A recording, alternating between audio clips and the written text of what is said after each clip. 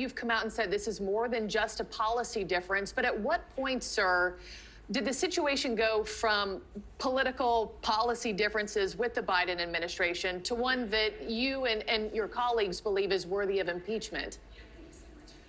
Yeah, so, Homeland Security Committee, which I'm a part of, has been assembling for months now those different areas of congressional law, which, keep in mind, that's not just the members of Congress. That is a reflection of we the people. And the rule of law is the principle that nobody is above the congressional statutes.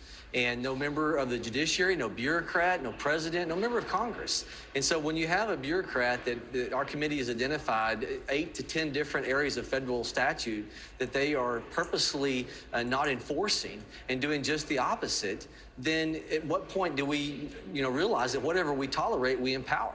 And so, yes, we have policy differences, but this is about the rule of law.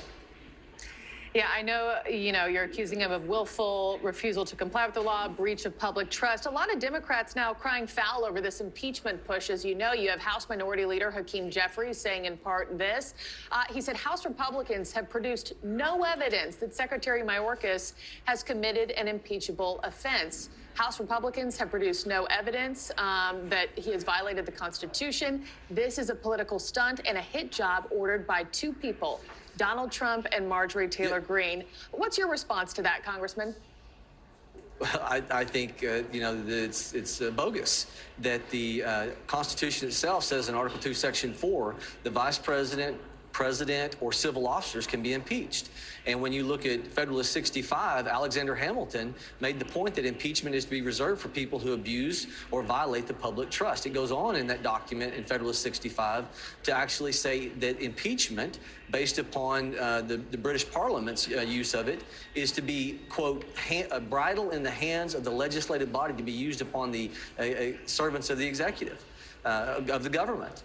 And so what is a bridle for? You turn left, you turn right, and you sit down and you say, whoa. And when you have a Homeland Security Secretary who last month had the highest numbers in our nation's history, over 300,000.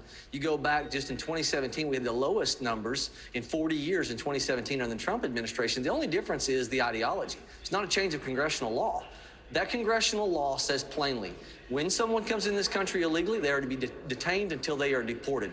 Mayorkas sends out a letter to CBP in defiance of congressional law and says disregard that coming into this country illegally alone is not grounds enough for deportation. When it comes to parole, the Immigration Nationality Act actually says it's to be on a case-by-case basis. He has made it a $30,000 a month entrance to 5, 6, 7 different countries. He has flipped the will of the people on its head, and whatever you tolerate, you empower. It is time for Congress to stand up and act.